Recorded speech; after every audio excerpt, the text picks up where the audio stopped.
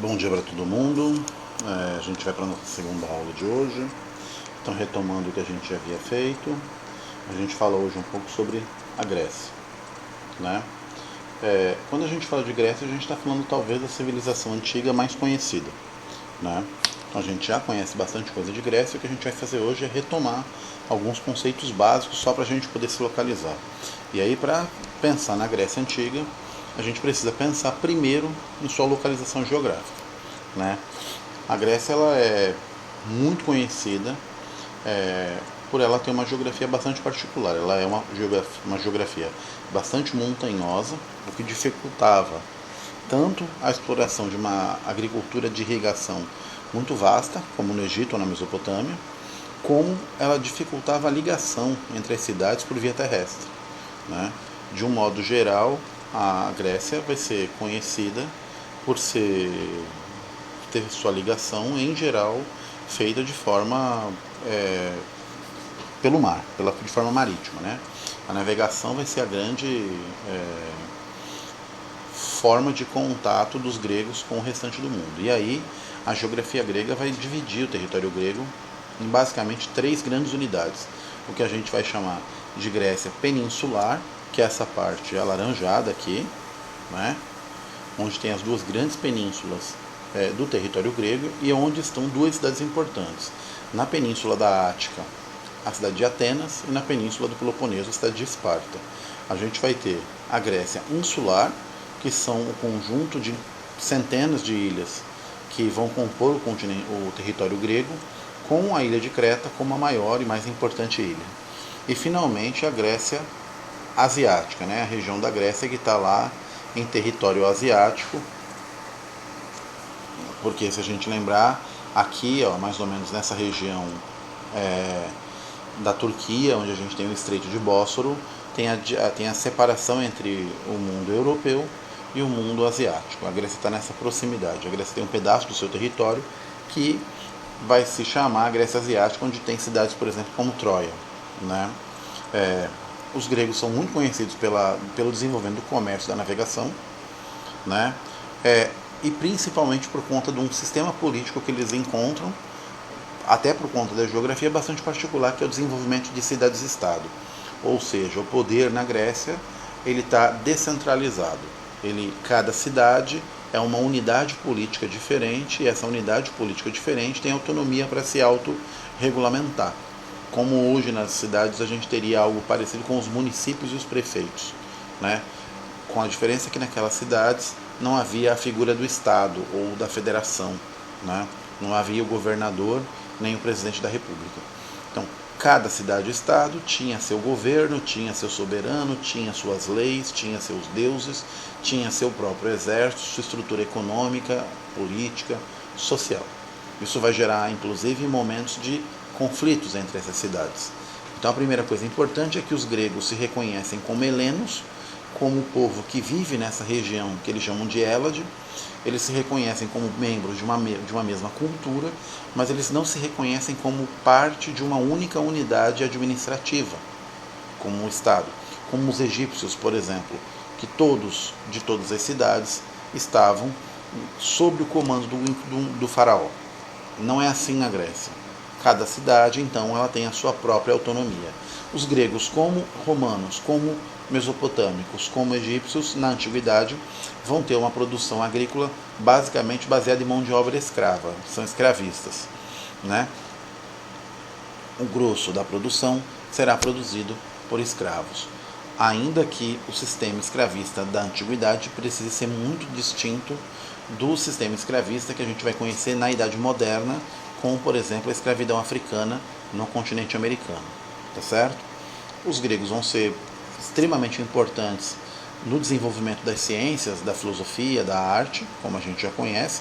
A cultura ocidental vai ser fortemente marcada pela sociedade greco-romana, como a gente chama, né? Então, daí a importância fundamental de se estudar esses povos.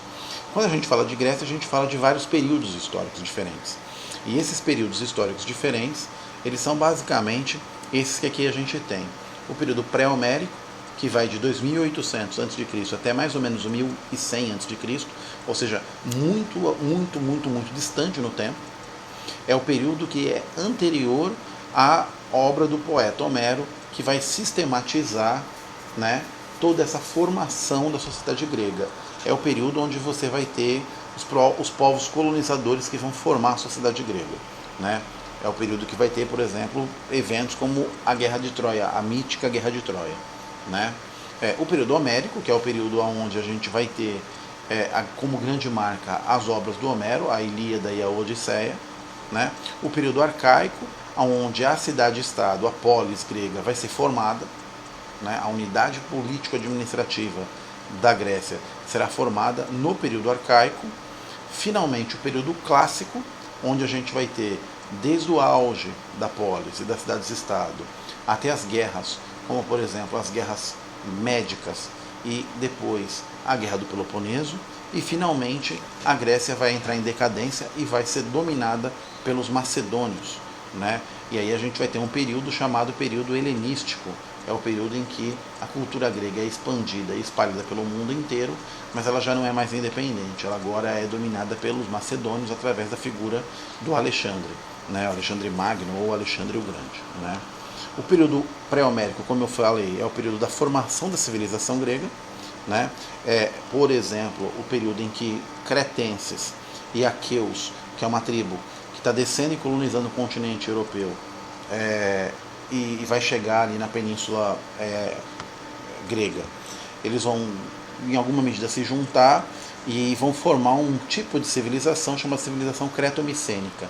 É uma civilização pré a sociedade grega que a gente conhece, aonde aqueus e micênicos compartilham culturas com preponderância dos cretenses, né?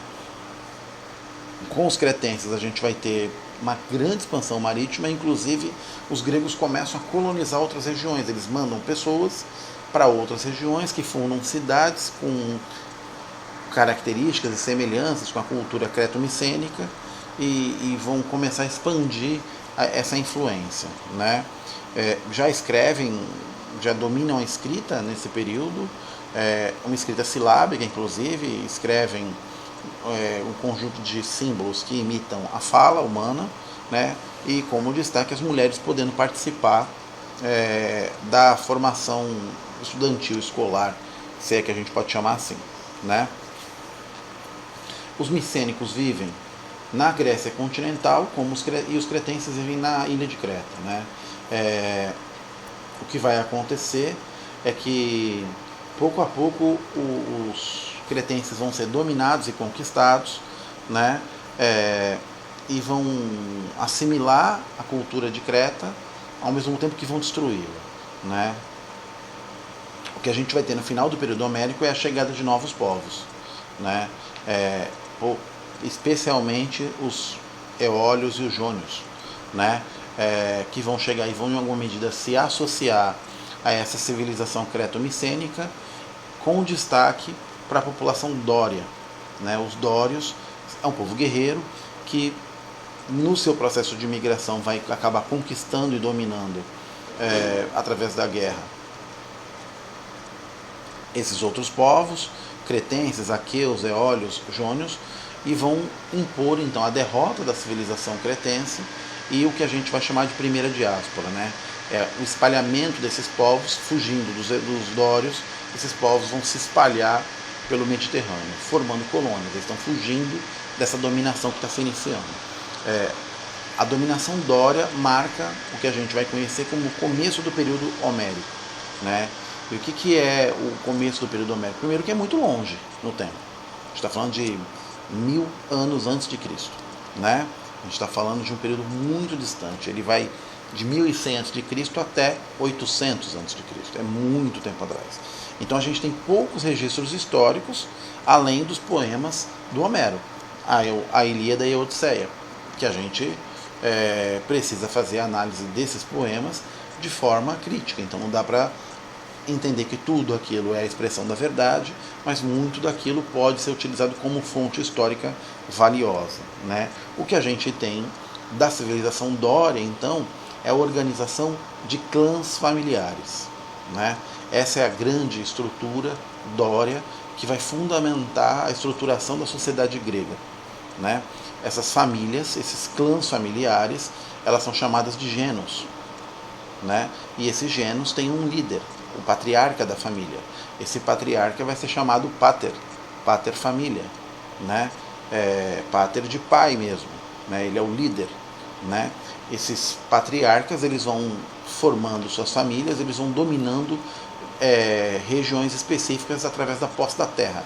No começo, essa terra ela é de uso coletivo desse gênero, dessa família, né? A hierarquia que está consolidada aqui é uma hierarquia em que o patriarca ele comanda esse gênero, ele comanda essa família, né? Mas você não tem uma liderança política externa a essa família. Você não tem um presidente, um político, um governador, um prefeito que, não sendo da família, tem poder sobre ela. A propriedade, como eu disse, é coletiva, né? Conforme essa população vai aumentando, começa a gerar problema, porque o gênero não é mais capaz, a unidade estrutural do gênero já não é mais capaz de organizar e de administrar essa comunidade, em primeiro lugar. E em segundo lugar, falta terra, né? No momento em que a terra começa a faltar, eles vão se ver em guerras, né? Para definir e decidir como essa propriedade vai ser organizada. E o que vai acontecer a partir daqui é que as pessoas mais próximas do patriarca vão herdar a terra, enquanto as pessoas da gênero, da família, mais distantes desse patriarca, não vão ter terras. E aqui a gente vai começar a ter, então, a constituição de classes sociais na Grécia Antiga, né? Os gêneros, às vezes, eles se juntavam, então várias famílias, quando se juntavam, formavam uma fatria, né? Então, você tinha 5, 6, 10 famílias juntas, que se uniam em tempo de guerra. Junta significava que lutavam juntos, forneciam soldados juntas. Então elas tinham uma unidade onde esses patriarcas chegavam a um acordo que, em tempos de guerra, juntos, eles formavam fátrias, né? E essas fátrias, quando se juntavam, ainda em uma unidade um pouco maior, formavam o que a gente vai chamar de tribos. As tribos nada mais eram do que conjuntos de fátrias organizadas. E essas fátrias nada mais eram do que conjuntos de gêneros organizados. Vejam, os patriarcas elegiam um líder da fátria, as fátrias organizadas elegiam um líder da tribo. Mas essas tribos vão se organizar em algo ainda maior, que a gente vai chamar de demos. Esse demos é o que a gente vai chamar depois de povo. Esses caras organizados vão formar, então, a unidade administrativa e política chamada polis grega. É a cidade-estado propriamente.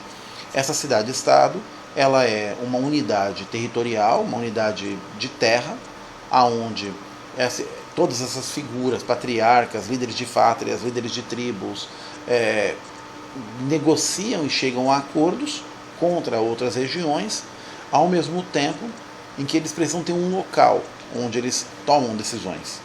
E esse local onde se tomam decisões, esse local onde é exercido a política, é a polis, né?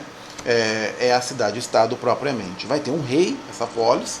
Vejam que está se estruturando então aqui o Estado, né? Você deixa de ter aquele esquema de organização baseado exclusivamente no patriarca, que é um parente seu, para ter agora uma figura externa, né? Que organiza toda essa polis, ainda que com a participação desses patriarcas, que é o basileu, é o rei, né? Como eu disse para vocês, conforme a terra vai se dividindo e vai ficando cada vez mais concentrada nas mãos daqueles parentes mais próximos dos patriarcas, as classes sociais vão se constituir. E aqui a gente tem um modelinho básico de como essas classes estavam organizadas em Atenas, por exemplo. Eupátridas, né, aqueles que são nascidos próximos dos patriarcas, os bem-nascidos, os donos das melhores terras, né? Eles vão formar o que a gente vai conhecer depois como aristocracia na Grécia, né? Aristocracia, governo dos melhores, é exatamente isso, né? Abaixo desses, os georgóis, né? Os georgóis são agricultores que são gregos, pertencem a Genos, mas não são próximos dos patriarcas, então herdam as terras piores e logo são mais pobres, tá certo? E logo tem menos poder político, essa disputa entre Diorgóis e Eupátridas vai ser uma disputa importante, vocês vão ver no fim do período arcaico, mas a gente ainda está no período homérico, a Grécia está se desenvolvendo, né? Finalmente, os que a gente vai chamar de tetas, né? Ou tetas, que são basicamente estrangeiros escravos. É gente marginalizada que não tem acesso à propriedade, não tem acesso à terra, não tem acesso à cidadania, ou seja, não tem participação política nas cidades-estados, né? Vivem, às vezes, de forma livre, às vezes de forma escrava, mas são como que separados da sociedade grega, tá certo? Esse movimento todo de organização em classes vai produzir no fim do período homérico o que a gente conhece como a segunda diáspora na Grécia. E o que é essa segunda diáspora na Grécia? É novamente esses povos sendo espalhados por todo o mar Mediterrâneo, constituindo no norte da África, na Europa, na região da Península Ibérica e também da Itália, na região da Fenícia e da Síria, colônias. Os gregos estão formando colônias e vão, pouco a pouco, expandindo sua área de influência, para a gente chegar no período arcaico, né? O período arcaico ele é muito importante porque o período arcaico é o período em que você vai ter a consolidação da polis. É no período arcaico que essa estrutura toda, que o que a gente hoje conhece como Grécia clássica, vai ser construído, constituído e fundamentado, né? Para vocês terem uma ideia, vários tipos de governo vão acontecer no período arcaico, como por exemplo, a gente vai ter monarquia, oligarquia, tirania, democracia como o final e o começo do período clássico. O que está acontecendo? Né? O que está acontecendo é que aquele antigo modelo de gênios não dá mais conta da estrutura e da complexidade dessa sociedade. Né? E buscando essas soluções, eles vão encontrar vários caminhos. Né? Desde um caminho de ter o rei, que é o Basileu, que é o monarca, que rapidamente vai ser derrubado. Então a Grécia conheceu, a Grécia já teve rei. O rei era da Grécia inteira? Não. O rei era só daquela cidade-estado. A cidade-estado, então, era uma monarquia. Né? Só que esses reis eles encontram resistência desses líderes de clãs, desses líderes de terras. E essa resistência vai provocar a sua derrubada e a criação de um governo que eles chamam de oligarquia, que era um governo organizado basicamente a partir e através das famílias mais importantes de cada cidade-estado. Né? Em tempos de guerra ou em tempos de crise, essas oligarquias elegiam um tirano, elegiam uma pessoa, um fulano qualquer, e essa pessoa ela tinha durante um certo período de tempo o poder de governar sem pedir autorização para ninguém. É o período então dos legisladores, são os tiranos. Existem vários tiranos famosos na Grécia Antiga, né? Alguns bastante importantes como Drácon, Solon, Pisístrato e Clístenes, né? O final disso é porque alguns tiranos resolviam tentar concentrar o poder. Outros tentavam criar novas legislações, então por isso eles são chamados legisladores, que organizem o sistema político grego de uma forma um pouco diferente. Vejam, nós estamos falando de cidade a cidade, isso acontecendo, mas obviamente com mais foco na cidade de Atenas, que é a cidade de onde a gente tem mais fontes históricas e conhece mais, né? Quando vocês virem Esparta, vocês vão perceber que a coisa é um pouco diferente. Por exemplo, Esparta vai ter não uma monarquia, mas uma diarquia, 2 reis. Um rei com características de poder e funções políticas e um rei com características e funções religiosas. Mas isso é uma especificidade de Esparta, por exemplo, né?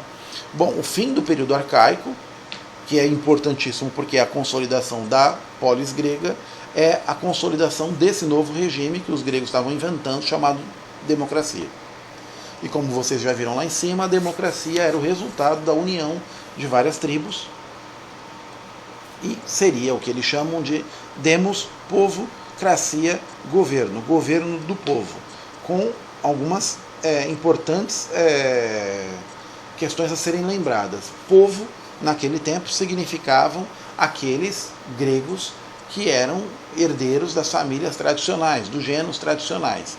Então, na Grécia Antiga, tinha poder político tinha direito ao exercício da cidadania, ou seja, do exercício da vida política na cidade, na polis, apenas homens, em primeiro lugar, maiores de 18 anos, nascidos na Grécia e proprietários de terra. Ou seja, excluídos desse grupo todo estariam mulheres, em primeiro lugar, jovens, né, e crianças, estrangeiros não nascidos na Grécia ou escravos. Sejam escravos estrangeiros, sejam escravos gregos mesmo, quando escravizados por dívidas, por exemplo. E, obviamente, gregos que fossem cidadãos de outras cidades, né? Então, o grupo que participava era um pouco mais expandido do que uma monarquia, mas não era exatamente essa democracia toda que vocês estão imaginando. Era cerca de 5 a 10% da população apenas dando opiniões e participando num regime que eles chamam de democracia direta. Não havia eleição de políticos. Os cidadãos iam, então, para a Assembleia e lá eles votavam sobre as definições e as determinações que deveriam organizar a cidade, desde guerra, a aumento de impostos, a formação de colônias, até a punição de criminosos, por exemplo, né? Esparta vai ser uma contraposição a Atenas, né? E cuidado, porque Atenas faz uma grande propaganda negativa contra Esparta, né? Então, algumas informações que a gente tem sobre Esparta precisam ser sempre levadas em consideração, o contexto e como elas são apresentadas, né? Os espartanos serão apresentados pelos gregos como os bárbaros, como os selvagens, como os pouco civilizados, ao passo que os gregos são, na descrição deles próprios, os sofisticados, os civilizados, os cultos, os democratas, os filósofos, os inteligentes, né? A Esparta fica numa outra península. Se Atenas está na península da Ática, Esparta está na península do Peloponeso, né? Então o que você vai ter ali? A primeira coisa que você tem, então, é o que a gente chama de cinecismo, né? Essas tribos dórias vão se juntar, elas vão ser caracterizadas, então, pela uma ideia de militarismo. Os soldados gregos espartanos, eles são basicamente os cidadãos. Ser cidadão em Esparta significa ser soldado e servir o exército da cidade de Esparta, né? Talvez o grande legislador que organiza a sociedade espartana é esse camarada aqui, o Licurgo, né? A sociedade espartana também está dividida, e ela está dividida como? Ela está dividida entre espartanos, que é aqueles que eram descendentes das tribos tradicionais de espartanos, são eles que têm poder político, são eles que são o exército, têm poder militar, são eles que têm poder religioso. Logo abaixo deles, os piriecos, né? Esses são povos gregos, e são povos gregos dos arredores, né? São estrangeiros, são comerciantes, são artesãos, eles são livres, mas eles não têm direito político em Esparta. Eles podem viver em Esparta, eles podem comercializar, eles podem prestar serviços aos espartanos, mas eles não podem participar das decisões da vida política da cidade, tá? E finalmente você vai ter os ilotas. Os ilotas nada mais são do que os escravos, né? E o grupo de escravos em Esparta é muito grande. Esparta é uma clássica sociedade escravista, né? Como é que se obtém escravos em Esparta? De duas formas, basicamente: conquistando outros povos e escravizando esses povos, sejam eles povos distantes ou povos gregos de outras cidades, ou a escravidão por dívidas, certo? Os espartanos vão ter um modelo educacional bastante particular, voltado à formação militar e à ideia de aptidão física e obediência militar, né? Vejam que isso vai ser muito importante, porque vai ser diferente da formação das crianças atenienses, por exemplo, que formadas nos liceus vão receber formação política e formação principalmente filosófica, né? Curiosamente, em Esparta as mulheres são muito valorizadas. Por quê? As mulheres espartanas. Por quê? Porque como os homens espartanos são soldados que estão basicamente em guerra o tempo todo, muitas vezes as mulheres precisam administrar as cidades e os seus escravos, né? Como a sociedade espartana está dividida, a gente consegue ver aqui, né? O poder executivo na figura do éforo, né? Você tem então uma diarquia, né? Os dois soberanos. A gente vai ter dois conselhos importantes, né, em Esparta: o conselho dos anciões, os gerontes, né? São os espartanos com mais de 60 anos, eles têm uma função consultiva, eles dão opiniões sobre as decisões que a cidade está tomando. e você tem o que a gente chama de assembleia, a ápela, né? É lá que os cidadãos com mais de 30 anos definem efetivamente o que se fazer. Os gerontes, os anciãos, dão o palpite, dão as opiniões, mas as opiniões deles não precisam necessariamente ser seguidas. Isso é uma coisa muito importante de ser destacada, né? Os hoplitas é o exército, todo homem espartano de 18 a 30 anos, ou seja, 12 anos de serviço militar, são soldados, né? A cidadania em Esparta está ligada à ideia de ser soldado, né? Em alguns momentos os piriecos, que são os pobres espartanos, são convocados para o exército, mas eles ainda seguem sem poder ter poder político. E os ilotas, que são os escravos, eles são submetidos pela força, logo eles não podem participar do exército. E não podendo participar do exército, não tem direito de exercer cidadania, né? Atenas vai se apresentar como o oposto, né? Se Esparta se apresenta como uma monarquia, Atenas se vende, se apresenta como uma democracia, né? Ela está na região da Península da Ática, como eu falei para vocês. Ela vai ser uma cidade que vai ter a junção desses povos, aqueus, eólios e jônios. Então já vejam aqui por que os atenienses apresentam os dórios quase como bárbaros, selvagens. A grande tradição de formação de Atenas é a de aqueus, eólios e jônios, que são rivais dos dórios, né? Vai ter um período oligárquico, né, que é esse período em que as famílias tradicionais dominam, mas o que a gente vai ter então é o avanço para esse modelo novo que é a democracia. Conforme a sociedade grega se complexifica, as classes sociais também. Então, se no início todo mundo que é tradicional das primeiras famílias é eupátrida, com o tempo, alguns desses eupátridas vão ser rebaixados para a condição de demiurgos, né? Eles são comerciantes, são artesãos. Eles estão um pouco acima dos diorgóis, que são os camponeses, que são os atenienses pobres mesmo, né? E também não estão na mesma condição dos tetas, dos escravos, né? Outros grupos que vão aparecer aqui são os metecos, né? Os metecos são estrangeiros. Eles são livres, eles vivem na cidade de Atenas, eles são às vezes gregos, mas são estrangeiros que são de outras cidades, como Tebas, Corinto, Argos ou a própria Esparta, né? Mas eles, por não serem atenienses, não têm participação política na cidade, né? E finalmente o número de escravos que vai crescer gigantescamente. É nesse período que a gente está falando, então, que a gente vai ter as grandes reformas para organizar o sistema político e econômico ateniense, com essas figuras que eu disse aqui. Drácon, né? E aí leis muito severas, e por isso quando a gente tem uma lei muito severa, uma posição muito severa, a gente chama essa lei de uma lei draconiana, né? Solon, que vai criar e vai fundamentar efetivamente a eclésia, a ideia da Assembleia Popular. Lembrem, sempre com participação direta, não existe a figura do político, do representante, da democracia representativa, né? Mas isso é o tempo inteiro um legislador que era um tirano, substituindo o outro por conta dessas crises seguidas, até que a gente vai ter o Clístenes, que vai efetivamente tentar criar e estruturar esse sistema democrático aí, quando ele vai criar a redivisão das 10 tribos, a Assembleia com os 500 membros, como isso vai se fundamentar, e criando principalmente uma ideia, que é a ideia do ostracismo. O cidadão ateniense que por algum motivo cometa um crime ou traia as deliberações da Assembleia e da cidade, ele é expulso. Ele vai para ostracismo, ele tem que ficar 10 anos fora da cidade, vivendo sem direito à cidadania, né? O período clássico vai ter algumas... é o período mais famoso, é o auge da civilização grega, e por ser o auge também é o período em que você vai ter as guerras mais importantes. A primeira delas, são várias, né? As primeiras delas são as guerras médicas, que são as guerras contra um povo que vinha de uma região chamada Média, por isso guerras médias. E esse povo, que povo é? É o povo persa, né? Vão ser várias guerras. A primeira vocês estão vendo aqui, de 490 a 449 a.C., quase 50 anos de guerra. Obviamente que ela não é ininterrupta, né? E o que os gregos fazem para enfrentar o exército persa que está se expandindo? Eles criam uma liga de cidades, em que cada cidade fornece um pouco de soldados, e a primeira liga que existe, que vence inclusive os persas, é uma liga liderada e chefiada por Atenas.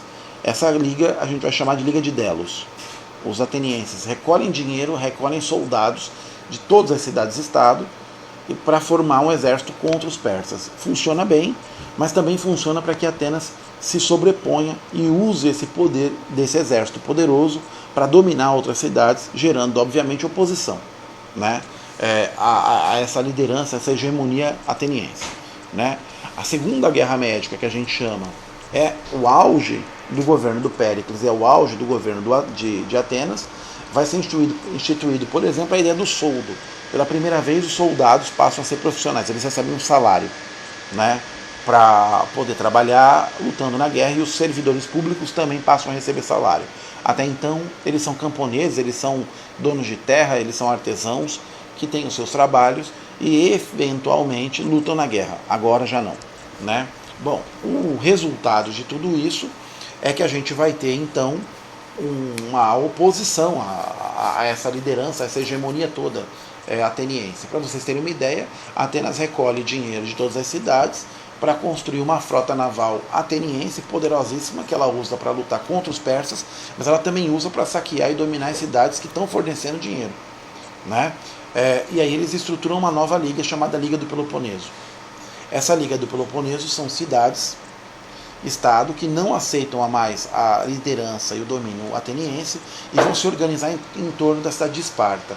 Vão guerrear contra Atenas e vão vencer Atenas, numa guerra chamada Guerra do Peloponeso, né? Essa guerra é uma guerra sangrenta, dura um tempão, as cidades se enfraquecem, e o resultado é que tem um breve período de domínio espartano, mas se organiza uma nova liga. E essa nova liga é uma liga com liderança na cidade de Tebas. E a cidade de Tebas faz o quê? Desafia essa liga do Peloponeso, vence e passa ela agora a ter a hegemonia e o domínio sobre a região. Bom, essas brigas são tão intensas, elas vão produzir, por exemplo, uma união de Esparta e de Atenas contra a cidade de Tebas. E do resultado dessas brigas todas, o que a gente vai ter então é a seguinte situação. A gente vai ter uma nova civilização, a civilização macedônica, aproveitando esse enfraquecimento, invadindo o território grego e dominando os gregos, principalmente com a figura do Filipe II da Macedônia e depois do seu filho, o Alexandre, né, que vai dominar a região, e não só dominar, vai expandir essa região para um imenso império, que vai chegar da região das bordas do continente italiano até a Índia. É um grande império que domina persas, domina Mesopotâmia, domina gregos, domina egípcios, chega na Índia, mas o Alexandre morre em combate, né? Então esse império, com a morte do Alexandre, rapidamente entra em declínio, e o que a gente vai ver na sequência é o domínio romano sobre essas vastas regiões, né? Basicamente é isso que a gente tem aí para pensar no domínio e na civilização grega. Vocês conseguem ver nesse mapa, então, a área de influência do Império Macedônio, né? E a gente consegue, então, ver como essa civilização cresce muito rapidamente.